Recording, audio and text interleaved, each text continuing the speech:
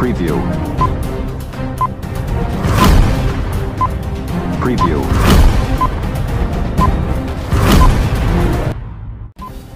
नमस्कार, मी संजय पाटील. महाराष्ट्राचं बातमीपत्र म्हणजेच एमबी न्यूज मध्ये आपलं स्वागत आहे. आज आपण आलेलो आहे ठाणे या ठिकाणी.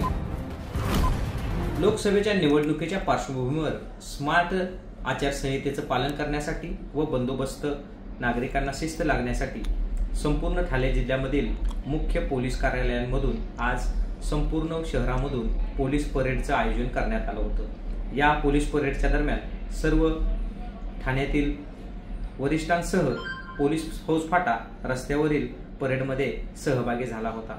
अनेक लोकांनी कुतूहलाने या पोलीस परेडला पाहण्यात.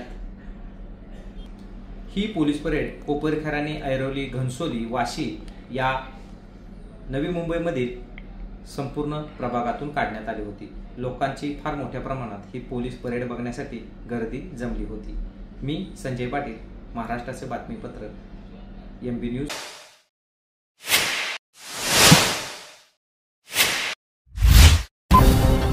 Preview.